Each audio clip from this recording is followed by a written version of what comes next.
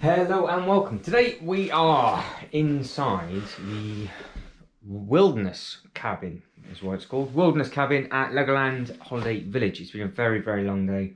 I am sorry that I am slurring already. Now, I need to find out something very important, and that's where I shower and nip to the loo when I need to go. And that sounds a bit weird, but if you've not kept up with everything else, this is the whole accommodation. Sink, table, map, obviously Lego City on TV. Turn the volume off, obviously copyright. Bed, double bunk bed, and double bunk bed. However, because there is no obviously toilet facilities, because the decking is slightly bigger, we have to go and find it. Now, there would have been three. There's one in Ninjago. We are here. So we are circled number 2. Now, annoyingly, Wild West. That's where we are. We are a Wild West cabin. If you look out of my temporary bedroom window, up at the top, where there's you probably see two silhouettes moving. The fact of an arm wrestle on the bench by the looks of it. That building is like the building on the corner, which is a shower block, toilet block, and everything else. That is not open. That's really annoying because that would have been absolutely perfect in an absolutely splendid location. So I need to think of how far this is. So I need to find the wilderness, and I've got a very funny feeling it is just by the Bears, and it's down where I stayed last time, which isn't a problem unless it's going to be absolutely pouring down all night, and then it is what it is. Come with me now. We'll hunt down exactly how this works, because I have absolutely no idea with regards to what facilities are available. I'm assuming it's a separate shower block for his and hers and a separate toilet block as well. I don't know. But because there's literally nobody here, you don't have a secondary key card. So it's just by the sounds of it, there's just a handful of people in the whole of this. So we will hunt this down, and then I'll get back, finish this video off, do a tour as an update, because there's one or two bits and pieces that I spotted, so we can do that as a separate video.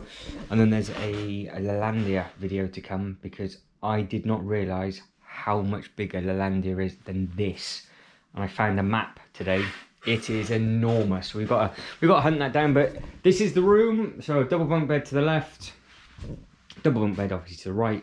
4 adults potentially. Easily 2 adults.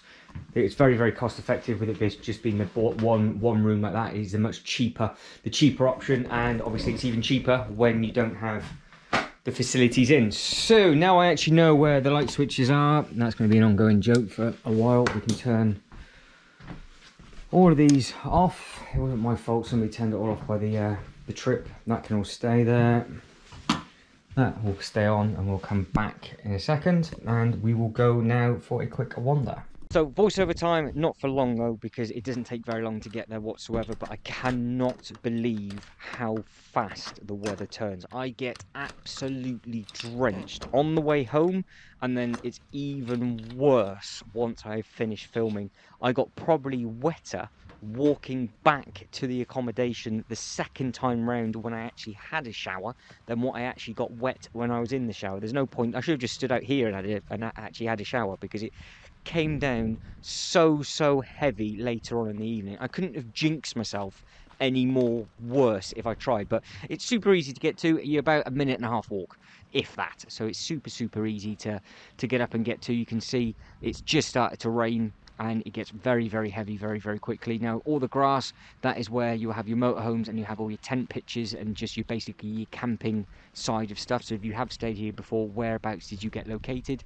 And it's really easy to come up and find. We'll have a quick look at the different toilet block. There's a nice washroom and sort of like single shower facility, and then there's like a family shower facility as well, and it's all within this big area here.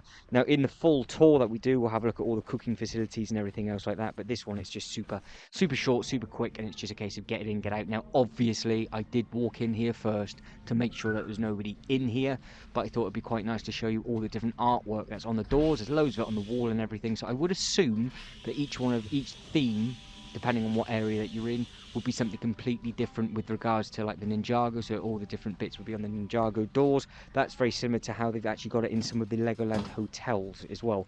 So as we come out, you can see it's just starting to get a little bit heavier, but again, you've got all the nice artwork and everything, and all the fascia to the left hand side. It's just starting to spit a little bit more now. And then we'll come in, and then you have your his and hers and family room, and you've got a washroom in here as well. So those units to the left hand side, they're all washing machines and dryers, I do believe. In here you have your disabled toilet,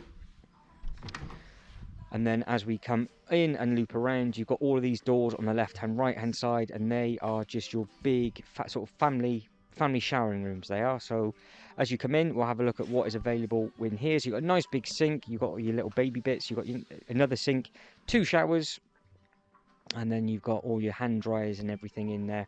And like I said, it's just so clean, super easy, super simple. Nice big lock on the door. You've obviously got a little shower over the sink if you need to shower the little baby, and you've got a toilet in there as well. And it's all curtained off, so you can separate it off if you are in there as a family. If that's a standard thing, if you've been to a couple of the campsites before, this is the first ever time I've seen anything like this. So please do let us know in the comments below what you think. Each one's got a slightly different layout, but again, it's just unbelievably clean. Obviously you'd go in there in flip-flops and anything else like that, and jobs are good. And I think we still got to look at one other facility possibly.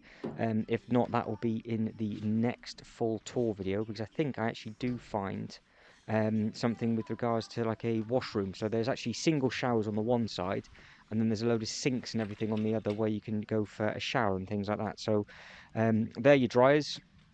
That's where you pay for, and then you've got your bits on the one side. So I think it's very simple, very simple. But I am now going to catch back up with myself now, and you're going to watch me get absolutely soaking wet, with the weather just getting worse and worse minute by minute. So that is super easy, but it's pouring now. But we are there, so I'm trying to go back a different way to see if I can. It's quicker for me to go around this way rather than the other. I know there's splatter on the screen. Now last time I came, this was all full. All of this was full, and there's just nobody. There isn't literally anybody about. So it looks like you've also got 2 showers, a door lock. So obviously if you're a family, 2 of you can shower at the same time, which is obviously, I guess, a time saving thing. I've never seen inside those sorts of facilities before, so I don't know if that's a norm. I don't know if that's a bit bizarre or what. But obviously you can lock the door. You can get in and out nice and quick. So you've got the toilet within that room as well, and then you have the big toilet blocks just out the front. So I can sort of worrying about if I'm going to get absolutely drenched. It's from, that's where we've just gone, and that's where we're going. So it's not as bad as what they make it out to be on the map. Now this is really annoying, because I don't know how long this is going to stay for, but I have got the waterproof case. So all I'll do is we'll get you back, get the waterproof case on, and then we'll just go exploring and get wet, and then I will test out the shower facilities. But I think what I can do is I can keep walking down this way. I think this bit's a bit longer, because obviously all of that is where you could have camped. That's 611. There's more bits down that way, but I'm there. So I do actually have a pitch beside me. Obviously if that one was open, that would have been a lot quicker, because it's just through the car park. But this would have been beside me if anybody was staying there today. Obviously they're not. But then back by the other one, that's hard standing as well, and that would have potentially, everybody from there would have been using it. So they've obviously got a lot of space and facilities for everybody to shower, which is good. But let's get under. I'll get you under the dry. The last thing I want to do is damage the camera.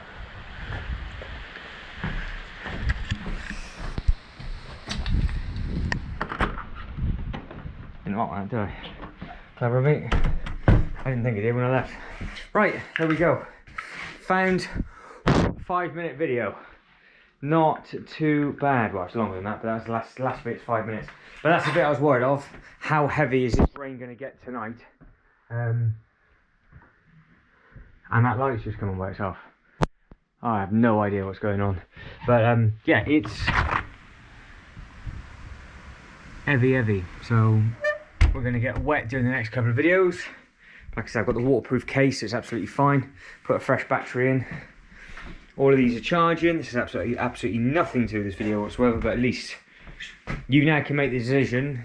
Is it worth that? Is it worth just walking there and saving a good amount of money? I don't think it was this video that I said it, but if you had 4 paying adults, it would be £35 each, there or thereabouts, per person for the night. And obviously that's not bad at all. So for the sake of 35 quid for one of you, you can just get in there, get it done, and then just put up with the weather. So does not bother me whatsoever, but would it bother you? But guys, hopefully you find it useful. Hopefully it's something a little bit different, and keep your eyes peeled for all of the other bits and pieces from the Legoland Holiday Village. This is, like I said, coming right to the end of the season now.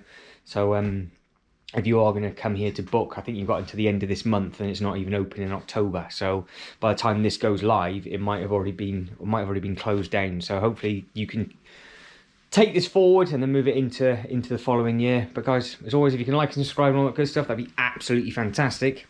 But thank you very much for watching. You guys take care, and I'll catch you in the next one. Ta-da.